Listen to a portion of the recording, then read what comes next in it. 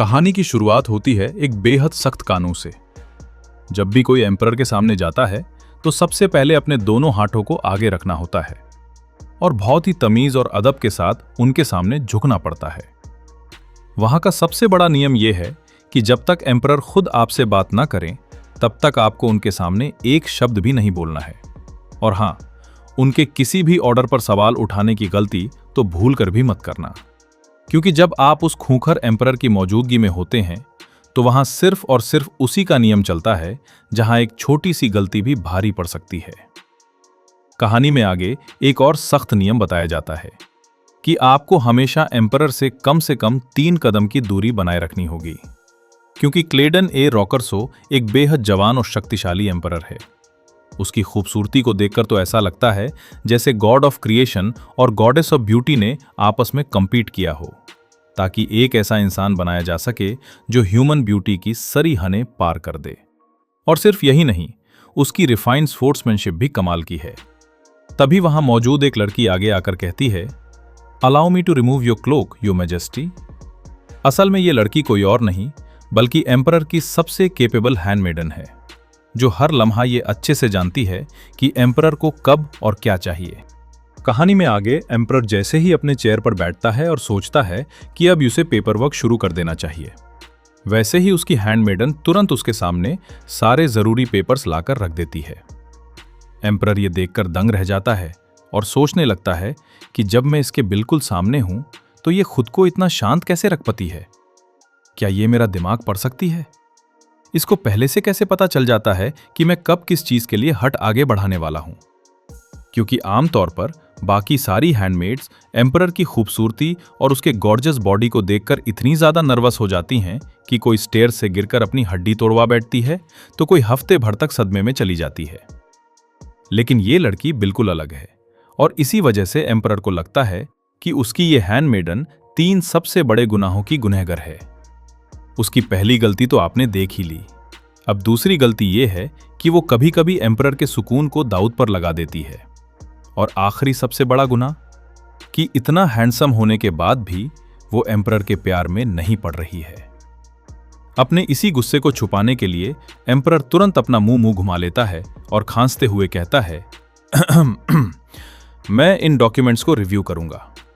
लेकिन उसे देखते हुए एम्परर मन ही मन सोचता है कि डिमोनिक बीस्ट को जान से मारना बहुत आसान था इस अजीब औरत से डील करने के मुकाबले, और वो उसे लगातार घूरते हुए देखता रहता है जबकि वो चुपचाप अपना काम करती चली जाती है।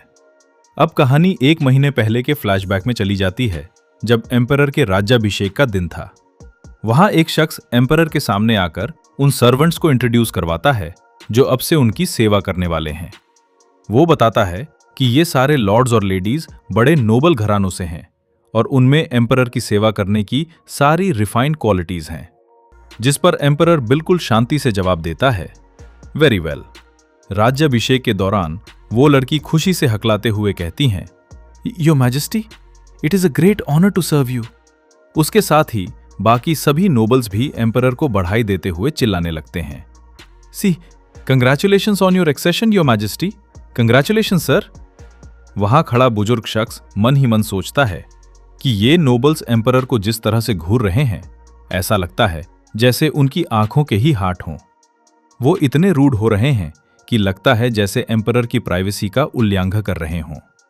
लेकिन एम्परर की असली पर्सनालिटी को ध्यान में रखते हुए जैसे ही वो नोबल्स दिल की धड़कनों के साथ उसे देखते हैं, तभी एम्परर एक बेहद हैंडसम स्माइल के साथ कहता है, आई अप्रिशिएट इट।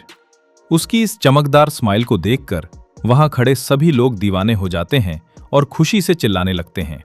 बुजुर्ग शख्स को पूरा यकीन था कि एम्परर को ऐसी चीजें पसंद आएंगी और ये सब उनके हिसाब से बिल्कुल सही चल रहा है।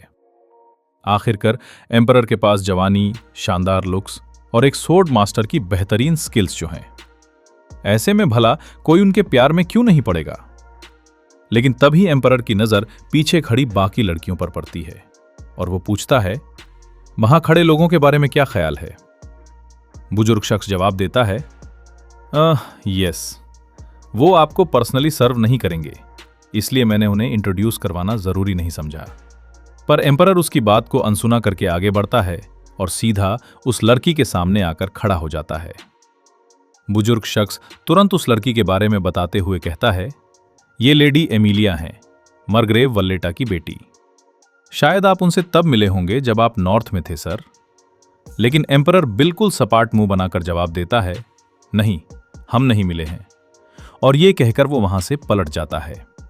उसके जाने के बाद बुजुर्ग शख्स मन ही मन सोचता है कि जितने साल मैंने एक चैम्बरलेन के रूप में काम किया है, मेरा अनुभव मुझे बताता है कि एम्परर ने किसी न किसी वजह से लेडी एमिलिया में इंटरेस्ट लिया है।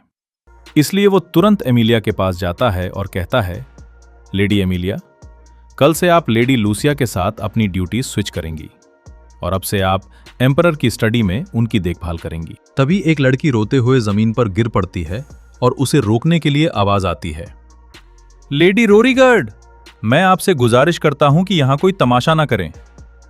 लेकिन वो चिल्लाते हुए कहती है, ये ना इंसाफी है, वो पोजीशन मेरी होने वाली थी।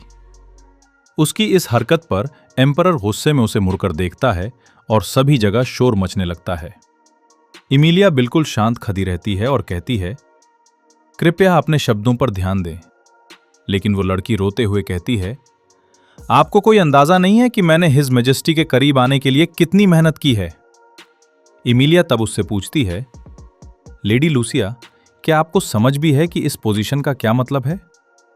लूसिया एक गहरी सांस लेती है और गुस्से में चिल्लाकर कहती है, मैंने 50 से ज्यादा गंदे कीड़े पकड़े, उन फूलों को पानी दिया जो लगभग मर चुके थे, और उस दिन हॉल में अपने हाथों से गंदा कचरा तक उठाया, सिर्फ हिज मैजेस्टी की हैंडमेडन बनने के लिए। तो फिर मैं इस रोल के लिए क्वालिफाइड क्यों नहीं हूं? इमिली उसे एक बेहद खूंखार और गुस्से भरी नजर से देखती है और कहती है, अपने शब्दों पर ध्यान दीजिए। क्या मुझे आपको याद दिलाना पड़ेगा कि आप इस समय हिज मैजेस्टी की मौजूदगी में हैं? लूसिया की बातें सुनकर वहां मौजूद बाकी सर्वेंट्स हैरानी से अपनी आंखें झापकी मारते हैं, जबकि खुद एम्परर भी ये अजीब बात सुनकर पूरी तरह हैरान रह जाता है। अगले दिन कहानी लौटती है इंपीरियल स्टडी में। वहां बुजुर्ग चैम्बरलेन एमिली को समझाते हुए कहता है, अब से आपको हर समय तैयार रहना होगा। हिज मैजेस्टी किसी भी वक्त अपनी स्टडी में आ सकते हैं और जब तक वो जगे हुए हैं, आपको उनकी सेवा के लिए हमेशा रेडी रहना है। इमिलिया बिना किसी डर के कहती है, मैं समझ गया। चैम्बरलेन आगे हिदायत देता है कि अगर कोई भी दिक्कत आती है तो आप तुरंत मुझे रिपोर्ट करेंगी। साथ ही वो आखिरी सख्त नियम बताता है कि इस स्टडी में आप जो कुछ भी देखेंगी या सुनेंगी वो पूरी तरह कॉन्फिडेंशियल है। आपको मारते दम तक इस बारे में किसी से कुछ नहीं कहना है और लिखकर या स्केच बनाकर भी यहां की कोई बात बाहर नहीं जानी चाहिए। हाँ, मैं समझ गई। लेकिन एमिलिया के दिमाग में कुछ और ही चल रहा है। वो सोचती है कि जब हिज मैजेस्टी एक क्राउन प्रिंस थे, तब उन्हें कैपिटल से निकाल दिया गया था क्योंकि उन्होंने डिवाइन बीस्ट को मार दिया था, जो पूरे एम्पायर की सुरक्षा का प्रतीक था। उन्हें सीधा नॉर्दर्न फ्रंटियर भेज दिया गया था, जो वालेता के इलाके ठीक बाहर है। उस समय उनके इस अपराध पर आम जनता में इतना ज्यादा गुस्सा था कि उनका इस तख्त को हासिल करना किसी चमत्कार से कम नहीं था। लेकिन एमिलिया कहती है कि वालेता परिवार के लिए यह चमत्कार किसी श्राप जैसा है। बैठता है तो सभी नोबल घरानों को उन्हें खुश करने के लिए बहुत सारे कीमती तोहफे देने पड़ते हैं, जिससे उनकी सारी दौलत खत्म होने लगती है। ऐसा इसलिए क्योंकि ये तोहफे राजघरानों की वफादारी को दर्शाते हैं और नोबल हाउसेस के बीच का स्टेटस तय करते हैं। रही बात वल्लेता परिवार की, तो उन्हें बिल्कुल पास होने की वजह से क्राउन प्रिंस के एग्जाइल के दौरान उन पर नजर रखने का काम मिला था। इसलिए उनके पास एम्परर को खुश करने और पुरानी दुश्मनी मिटाने के लिए सबसे कीमती तोहफा देने की बहुत बड़ी वजह थी।